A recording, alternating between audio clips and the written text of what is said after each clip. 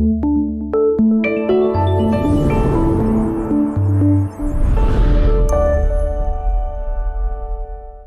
saudara. Tema khotbah hari ini yaitu gemakan perubahanmu. Jadi perubahan yang dikerjakan Tuhan. Perubahan yang dikerjakan Roh Kudus. Perubahan yang dikerjakan firman dalam hidup kita ini perlu digemakan. Kita lihat ayatnya. Di dalam Filemon pasal yang pertama ayat yang keempat. Filemon pasal pertama ayat yang keempat mulai. Aku mengucap syukur kepada Allahku. Setiap kali aku mengingat engkau dalam doaku. Karena aku mendengar tentang kasihmu kepada orang-orang kudus. Dan tentang imanmu kepada Tuhan Yesus. Saudara, lewat ayat ini kita bisa melihat. Setelah kita dipanggil oleh Tuhan Yesus. Setelah kita ditebus oleh darah Yesus dan diselamatkan. Tuhan mau, saudara, Tuhan mau bukan kita hanya datang kepada Yesus. Tuhan mau kita bukan hanya menikmati berkat-berkat Tuhan. Tuhan mau kita bukan hanya menikmati kemurahannya. Tetapi lewat ayat ini dengan jelas Tuhan mau kita harus melakukan misi Tuhan yang Tuhan taruh di dalam kehidupan kita. Yaitu apa? Pergi untuk menjadi saksi Tuhan. Amin, saudara. Jadi setelah saudara dan saya diselamatkan, kita bukan hanya terima kasih Tuhan, engkau telah menyelamatkan aku, engkau telah memberkati aku, engkau telah menolong aku. Itu memang bagus. Tetapi ada satu tugas yang Tuhan titipkan di dalam kehidupan kita, yaitu kita bersaksi. Menjadi saksi bagi Tuhan Yesus. Dan pengertian tentang bersaksi saudaraku itu ada dua. Yang pertama, bersaksi lewat lidah bibir kita. Menceritakan kehebatan-kehebatan Tuhan. Menceritakan kedahsyatan Tuhan. Menceritakan kemurahan Tuhan yang telah Tuhan kerjakan lewat lidah bibir kita. Itu yang pertama. Yang kedua, lewat kehidupan kita. Jadi bukan hanya mulut kita yang menyaksikan kehebatan Tuhan. Bukan hanya mulut kita yang menyaksikan bahwa Yesus itu baik, kemurahannya nyata di dalam kehidupan kita. Tetapi kehidupan kita pun juga perlu kita saksikan. Amin, saudara. Kehidupan kita pun perlu kita gemakan. Contohnya tadi Filemon. Dia adalah jemaat Kolose. Dia bertobat lewat pelayanan Rasul Paulus. Dan setelah bertobat, apa yang dilakukan oleh Filemon? Dia bukan hanya menceritakan kebaikan-kebaikan yang telah Tuhan kerjakan di dalam hidupnya. Tetapi ada buah pertobatan di dalam hidupnya itu digemakan. Nah ini. Jadi bukan hanya menceritakan kebaikan Tuhan yang telah terjadi di dalam kehidupannya. Tetapi buah-buah pertobatannya itu juga digemakan. Sehingga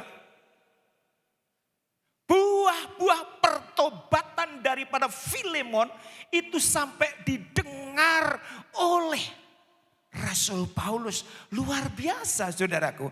Ada begitu banyak orang-orang mengaku bertobat tadi pagi. Saya katakan kepada jemaat juga di dalam ibadah pertama. Ada begitu banyak orang mengaku saya ini sudah bertobat loh. Ya puji Tuhan. Sehingga dia bersaksi kemana-mana. Bagus saudaraku. Memang kita bersaksi itu bagus. Tetapi di dalam diri orang itu tidak ada buah-buah pertobatan. Hanya bersaksi ke sana ke sini, hanya menceritakan kebaikan-kebaikan Tuhan, tetapi intinya kehidupannya belum ada perubahan.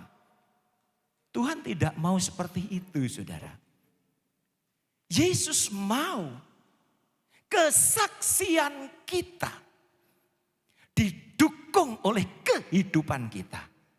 Amin, saudara. Inilah harapan Tuhan, inilah kerinduan kita. Apa yang kita ceritakan kepada orang lain, itu didukung dengan kehidupan kita. Satu contoh, mungkin saudara bersaksi, bercerita kepada orang-orang di luar sana, jangan berjudi. Itu bagus, saudaraku. Tetapi jangan sampai kita bersaksi, kita cerita tentang jangan berjudi, tetapi kita sendiri masih berjudi. Artinya apa? Kesaksian kita tidak didukung dengan kehidupan kita. Ayo kita belajar daripada Filemon. Dia bukan hanya menceritakan kebaikan Tuhan yang dia rasakan, tetapi perubahan hidupnya ini bergema di mana-mana. Perubahan hidupnya itu berdampak bagi orang lain. Jangan sampai, saudaraku, kita mengaku sudah bertobat, tetapi dendam jalan terus. Ya. Jangan sampai kita mengaku bertobat, tetapi masih melakukan hal-hal yang tidak berkenan kepada Tuhan. Jadi sekali lagi, yang benar kesaksian lewat bibir kita, kesaksian lewat mulut kita itu ditunjang, didukung juga dengan kehidupan kita. Amin, saudara. Dan itu dampaknya luar biasa, saudaraku. Itu dampaknya dahsyat. Coba kita lihat ayatnya di dalam 2 Raja-Raja pasal yang keempat ayat yang ke-9. Di dalam 2 Raja-Raja pasal 4 ayat yang ke-9 begini bunyi firman Tuhan. Berkatalah perempuan itu kepada suaminya, sesungguhnya aku sudah tahu bahwa orang yang selalu datang kepada kita itu adalah abdi Allah yang kudus. Ini perempuan ngomong sama suaminya. Orang yang suka datang kepada kita itu adalah hamba Tuhan yang kudus, hamba Tuhan yang luar biasa, hamba Tuhan yang baik. Dari mana ini perempuan tahu bahwa Elisa itu adalah abdi Allah yang kudus? Apakah di dadanya Elisa ini ditulis nama Elisa, jabatan abdi Allah yang kudus? Apakah begitu? Tidak, saudaraku. Perempuan ini bisa menilai bahwa Elisa adalah hamba Tuhan yang kudus, abdi Allah yang kudus. Karena apa? Kehidupan daripada Elisa sendiri. Elisa tidak perlu memproklamirkan dirinya, aku ini abdi Allah loh, aku ini hamba Tuhan yang baik, tidak perlu. Tetapi tutur katanya, tingkah lakunya, kehidupannya, orang bisa menilai bahwa Elisa itu adalah abdi Allah yang kudus. Amin, saudara. Saudara tidak perlu cerita, aku ini loh jemaat yang sudah lahir baru. Saudara tidak perlu ngomong, aku ini loh sudah dipenuhi dengan Roh Kudus. Tidak perlu, saudaraku. Tetapi kalau kehidupan kita jadi berkat, kehidupan kita jadi contoh, kehidupan kita jadi teladan, kita tampil beda dengan orang lain. Orang lain sudah menilai siapa diri kita. Amin, saudara. Ini harapan Tuhan, ini kerinduan Tuhan dimanapun saudara berada. Baik di hotel, baik di rumah sakit, baik di sekolah, di toko, dimanapun berada. Kalau kehidupan kita ini jadi berkat, saudara akan menjadi bahan cerita. Pasti saudara akan menjadi bahan cerita, bukan bahan cerita yang jelek. Jadi memang saudaraku, kalau hanya bersaksi itu tidak sulit. Ya, kalau hanya bersaksi tidak sulit, walau ada jemaat yang sudah puluhan tahun suruh bersaksi masih malu, masih takut, Ada, saudaraku. Tetapi saudaraku,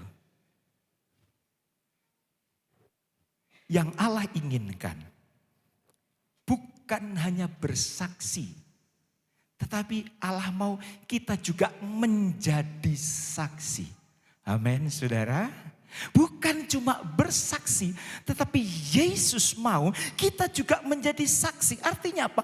Kehidupan yang sudah dirubah oleh firman, kehidupan yang sudah dirubah oleh Roh Kudus ini, sehingga hidup kita menjadi lebih baik. Ini dikumandangkan, ini digemakan, dan itu dampaknya lebih dahsyat daripada sekedar bersaksi. Ayo, saya rindu. Kita bukan hanya bersaksi, walaupun bersaksi itu bagus. Tetapi marilah kehidupan kita ini kita gemakan kepada orang-orang di sekitarnya. Ada satu ayat di dalam Matius pasal 6, pasal 5 ayat 16. Apa kata firman Tuhan? Demikianlah hendaknya terangmu bercahaya di depan semua orang. Supaya apa? Mereka melihat perbuatanmu yang baik dan memuliakan Bapamu yang di surga. Supaya mereka melihat perbuatanmu yang baik. Bukan hanya mendengar kesaksianmu, tetapi juga melihat perbuatan kita, melihat kehidupan kita. Ini. Ketika orang melihat kehidupan kita yang lebih baik, sempurna belum bisa. Itu target kita sampai ke sana. Amin, saudara. Tapi untuk saat ini perubahan hidup kita yang lebih baik dari hari ke hari ini perlu disampaikan. Sehingga ayat tadi mengatakan supaya mereka melihat perbuatanmu. Nah, ini yang Tuhan inginkan. Dan itulah yang dilakukan oleh Filemon. Dia bukan hanya bersaksi tentang kebaikan-kebaikan Tuhan. Dia bukan hanya bersaksi tentang kemurahan yang telah dia alami. Tetapi hal-hal yang baik dari buah pertobatannya itu diberitakan.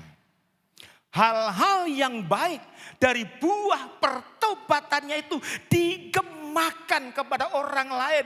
Sehingga orang-orang lain mendengar dan suara itu sampai tembus kepada Rasul Paulus. Sehingga Rasul Paulus tadi ngomong di ayat pertama, aku mendengar. Apa yang didengar oleh Rasul Paulus tentang kehidupan Filemon tadi? Kasihnya kepada orang kudus. Rupanya kasih Filemon kepada Tuhan itu dibuktikan kasihnya kepada orang kudus. Ada begitu banyak orang, aku mengasihi Tuhan, tapi sampai di lidah bibir saja. Tidak ada sesuatu yang dia lakukan. Hanya ngomong aku mengasihi Tuhan, tetapi tidak ada sesuatu yang dikerjakan. Tetapi berbeda dengan Filemon. Dia ngomong aku mengasihi Tuhan dan kasihnya kepada Tuhan itu diwujudkan kepada kasihnya kepada orang-orang kudus. Diwujudkan kasihnya kepada hamba-hamba Tuhan. Diwujudkan kasihnya kepada pekerjaan Tuhan. Artinya klop antara kesaksian dan tindakan sama. Inilah yang Tuhan mau. Sehingga Rasul Paulus tuh ngomong, aku mendengar kasihmu kepada orang-orang kudus. Wow. Itu yang pertama. Yang kedua, imannya kepada Tuhan Yesus. Oh, ini yang Tuhan inginkan, saudaraku. Ayo. Perubahan yang terjadi di dalam kehidupan kita. Buah-buah pertobatan itu harus keluar di dalam kehidupan kita. Sehingga saudaraku,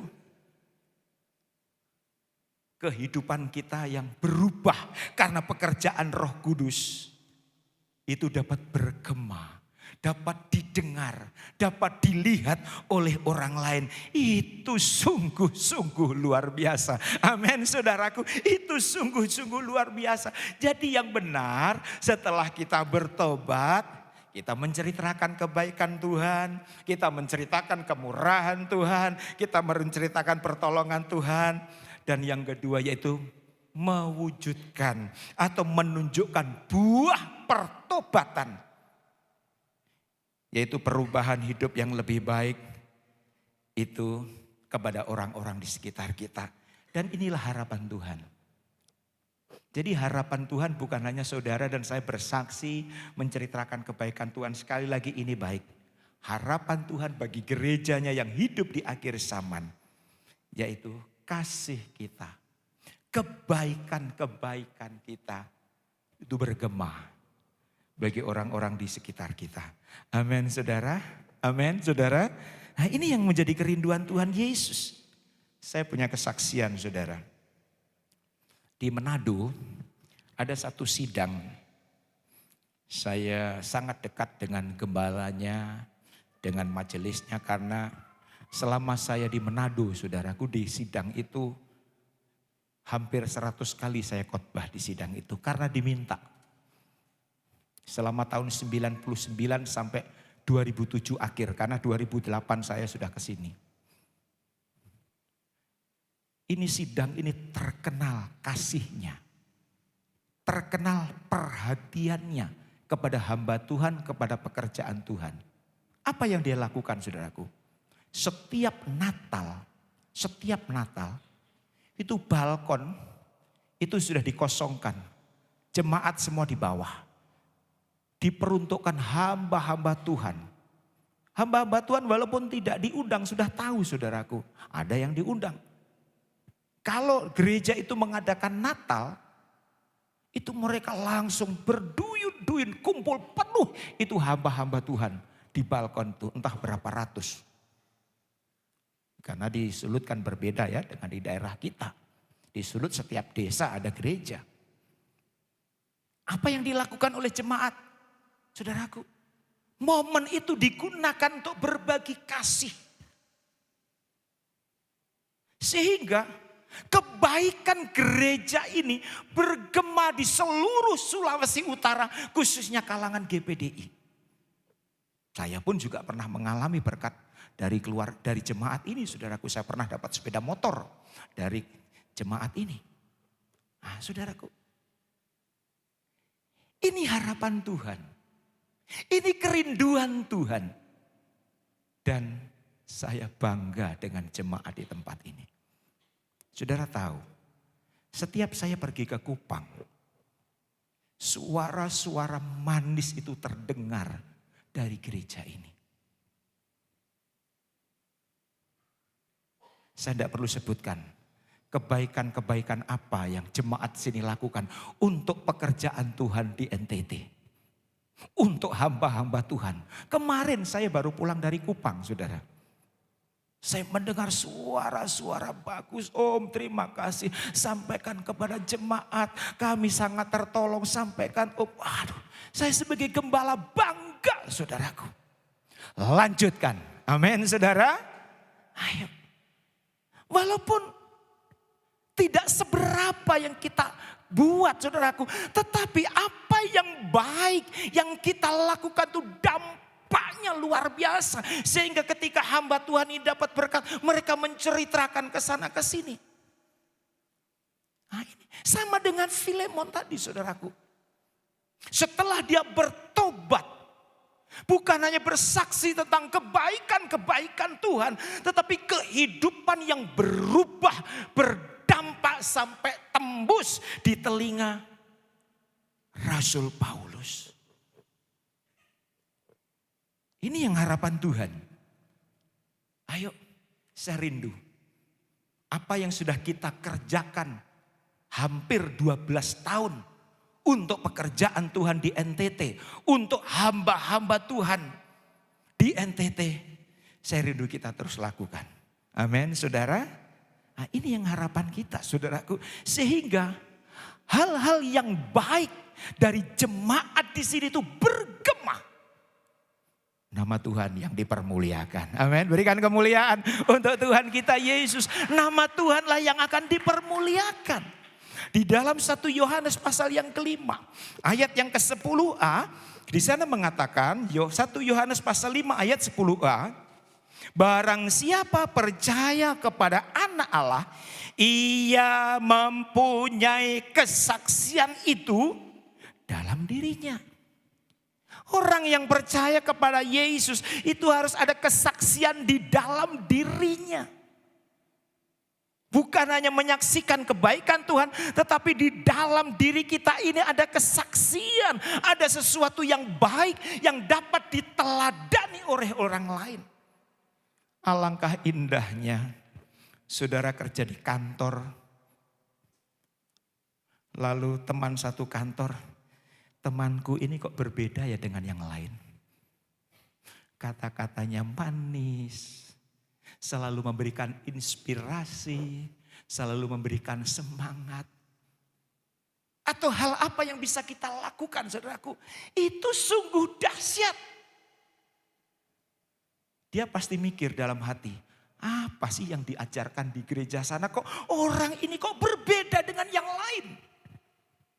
Kalau itu terjadi saudaraku, maka itu luar biasa. Artinya apa? Perubahan kehidupan kita yang dulunya tidak baik menjadi lebih baik, itu perlu digemakan. Itu perlu diceritakan kepada orang lain. Seperti tadi, supaya apa? Orang melihat perbuatanmu. Bukan hanya mendengar kesaksian kita, tetapi melihat perbuatan kita. Satu ayat. Di dalam 1 Petrus pasal 2 ayat yang ke-9. Ayat yang tidak asing lagi bagi kita. Tetapi kamulah bangsa yang terpilih. Imamat yang rajani. Bangsa yang kudus. Umat kepunyaan Allah sendiri. Koma, sampai di situ dulu. Betapa bangganya hidup ini saudaraku. Dulunya kita ini bukan siapa-siapa. Mungkin kalau boleh kita kategorikan, kita ini sampah. Kita ini tidak ada artinya. Tetapi lewat pengorbanan Yesus. Lewat kematiannya kita meresponi pengorbanan Yesus. Sehingga Alkitab katakan tadi, kita menjadi imamat yang rajani. Menjadi bangsa yang kudus, umat kepunyaan Allah sendiri. Oh, betapa senangnya kita saudara. Amin saudara. Kita bukan menjadi umat kepunyaan kuasa kegelapan. Alkitab dengan jelas umat kepunyaan Allah sendiri. Tetapi saudara, ada tugas yang Tuhan titipkan. Setelah kita menjadi umat kepunyaan Allah sendiri. Ada tanggung jawab yang dibebankan kepada kita setelah kita menjadi umat kepunyaan Allah sendiri. Apa itu? Yaitu supaya kamu memberitakan perbuatan-perbuatan yang besar dari Dia. Ini tugas kita setelah kita menjadi umat pilihan Allah. Memberitakan. Menyampaikan perbuatan Allah yang besar. Ini perlu disampaikan. Jangan hanya terima kasih Tuhan, aku sudah alami perbuatan Allah yang luar biasa. Terima kasih, amin. Bukan sampai di situ. Perbuatan Allah yang besar itu perlu diberitakan. Perlu digemakan. Perlu disampaikan kepada orang-orang di sekitar kita. Berbicara tentang perbuatan Allah yang besar saudara. Itu banyak sekali. Kalau saudara melihat Alkitab, membelah laut, itu juga perbuatan Allah yang besar. Mendatangkan api dari langit, pelayanan Elia, itu juga perbuatan Allah yang besar. Memberi makan 4.000 orang, itu juga perbuatan Allah yang besar. Memberi makan 5.000 orang, bahkan mati dibangkitkan pun, itu juga perbuatan Allah yang besar. Tetapi saudaraku, lewat ayat ini saya melihat ada satu perbuatan Allah yang lebih besar daripada sekedar memberi makan 5.000 orang, 4.000 orang. Apa itu? Yang telah memanggil kamu keluar dari kegelapan kepada terangnya yang ajaib. Artinya apa? Berpindahnya hidup saudara dan saya dari gelap kepada terang. Berpindahnya hidup saudara dan saya dari neraka ke surga, itu adalah perbuatan Allah yang paling besar. Amin, saudara. Mengapa saya katakan amin sangat besar? Harganya Yesus sendiri. Dia rela mati di kayu salib. Jadi saudaraku, harga yang Yesus bayar untuk memindahkan saudara dan saya dari gelap kepada terangnya yang ajaib itu, harganya darah Yesus sendiri, darahnya yang tertumpah. Itulah sebabnya saya katakan ini adalah perbuatan Allah yang besar, saudaraku. Dan ini perlu digemakan. Ini perlu diceritakan kepada orang-orang di sekitar kita. Untuk itu mari, ini kesempatan saudara. Ini kesempatan. Jangan sia-siakan kesempatan ini untuk kita melayani Tuhan. Jangan sia-siakan kesempatan ini untuk bersaksi tentang Tuhan. Kenapa? Kita tidak tahu kapan batas akhir hidup kita. Ya, kita tidak tahu kapan batas akhir hidup kita, saudaraku. Ayo, selagi masih ada kesempatan, gunakan kesempatan ini sebaik-baiknya. Untuk bersaksi, untuk menggemakan karya Yesus yang sudah terjadi di dalam kehidupan kita. Jadi ini yang perlu kita sampaikan, saudara. Tentu kita lihat latar belakang daripada Petrus ya. 2 minggu lalu saya khotbahkan. Bagaimana pada waktu Petrus belum alami lawatan Roh Kudus di kamar loteng Yerusalem. Dia orangnya sombong. Bahkan akhirnya dia menyangkal Yesus. Tetapi setelah dia alami kuasa dari tempat yang tinggi, pertobatan terjadi dalam diri Petrus. Dan setelah itu saudaraku, setelah dipenuhi Roh Kudus, apa Petrus bilang? Terima kasih Tuhan, aku sudah dipenuhi Roh Kudus. Apakah cuma sampai di situ? Tidak. Dia menceritakan apa yang telah Yesus kerjakan dalam hidupnya. Dan juga dia menyampaikan perubahan hidupnya kepada orang lain. Bahwa dia sudah benar-benar berubah. Dulunya penakut menjadi seorang pemberani. Dulunya orang yang sombong menjadi rendah hati. Itu disampaikan sampai imam-imam kepala ahli Taurat, orang Farisi heran dengan perubahan yang terjadi dalam diri Petrus. Ini saudaraku, artinya apa? Ketika saudara mau meresponi firman yang setiap minggu saudara dengar, lalu saudara mengizinkan firman-Mu, rubah hidupku. Roh Kudus, rubah hidupku untuk lebih baik. Ketika itu terjadi saudaraku, sekali lagi ketika itu terjadi maka kehidupan kita akan berdampak. Amin saudara, kehidupan kita akan berdampak. Jadi mari, saya tidak khotbah panjang saudaraku, mari. Tadi pagi saya katakan mengikut Yesus itu adalah keputusan yang terbaik. Ya, mengikut Yesus itu adalah keputusan yang terbaik, tetapi melayani, menjadi saksi dan menggemakan buah-buah pertobatan kita, itu adalah kesempatan terbaik. Amin, saudara. Ya, mengikut Yesus, sekali lagi, mengikut Yesus itu adalah keputusan yang terbaik. Tetapi melayani, menceritakan kebaikan Yesus, menggemakan perubahan dalam hidup kita, itu adalah kesempatan terbaik yang pernah kita alami. Karena apa saudaraku? Ini sebuah kehormatan. Ya, melayani itu sebuah kehormatan. Menceritakan kebaikan Yesus itu adalah sebuah kehormatan. Menggemakan perubahan hidup kita ini adalah sebuah kesempatan. Karena apa, saudaraku? Kita melayani raja di atas segala raja. Amin, saudara. Kita ini melayani raja di atas segala raja. Itulah sebabnya jika ada kesempatan untuk melayani, layanilah. Ya. Sekali lagi, jika ada kesempatan untuk melayani, layanilah dengan baik. Jika ada kesempatan untuk bersaksi, bersaksilah. Saudara, kalau saya banding-bandingkan, kalau saya cerita tentang pengalaman saya, saudara, orang tertarik dengan kesaksian saya karena perubahan kehidupan saya. Sebelumnya tidak percaya Yesus, akhirnya percaya Yesus. Orang tertarik. Tetapi saya melihat orang lebih tertarik dengan perubahan hidup saya. Banyak orang tahu bagaimana kehidupan saya dulu tidak menjadi berkat. Tetapi lewat kuasa firman merubah hidup saya. Dan itu orang lebih tertarik.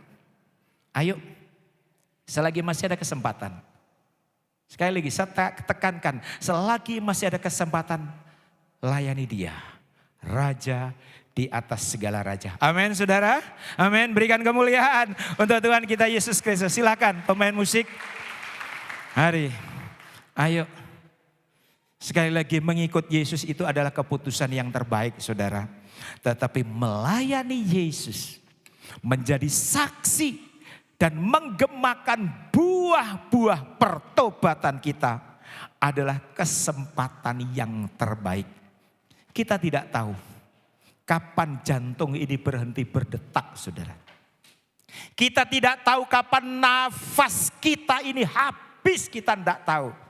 Selagi masih ada kesempatan, selagi masih ada waktu, layani dia. Raja di atas segala raja. Maka upah kita akan besar di surga. Amin, saudara. Tuhan Yesus memberkati firman-Nya. Kita menyanyi satu pujian di hadapan hadirat-Mu ya Tuhan. Sementara saudara menyanyikan pujian ini, mari renungkan firman Tuhan. Kalau mungkin selama ini saudara, rupanya selama ini aku hanya suka bersaksi. Sekali lagi, bersaksi itu baik. Tetapi marilah kesaksian yang kita sampaikan kepada orang lain didukung dengan kehidupan kita. Maka kesaksian itu dampaknya akan luar biasa. Saudara akan menjadi berkat dimanapun saudara berada. Saudara akan menjadi teladan. Saudara akan menjadi contoh. Sehingga sekali lagi, nama Yesus yang akan ditinggikan, yang akan dipermuliakan. Haleluya. Terima kasih Tuhan Yesus. Kita nyanyikan pujian ini.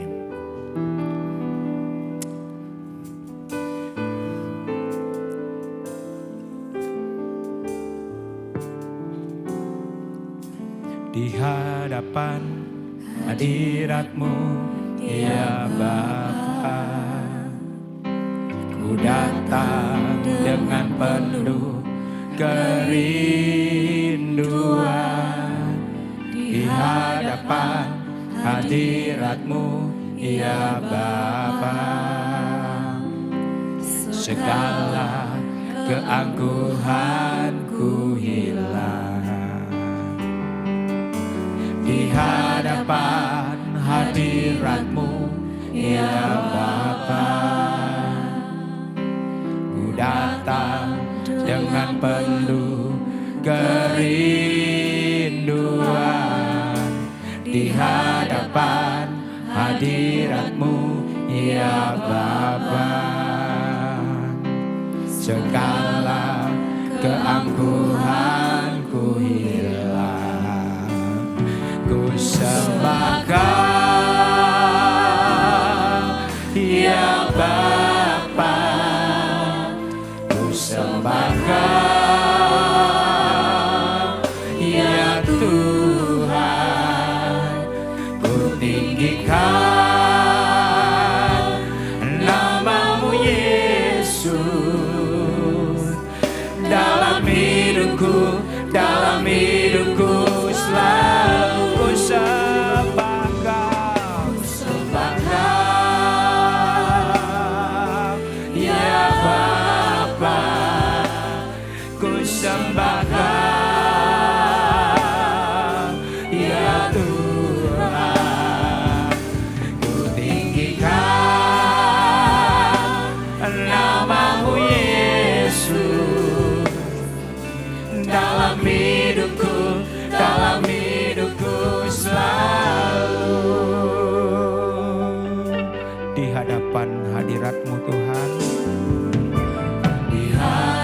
Mari saudara, sejemput kita semua bangkit berdiri.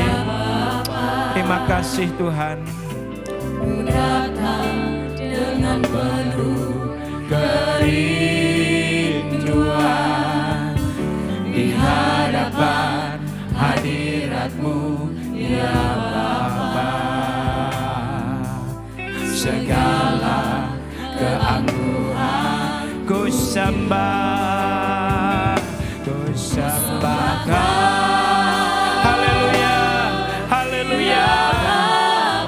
Ku sembah, haleluya. Ya Tuhan, ku tinggikan nama-Mu Yesus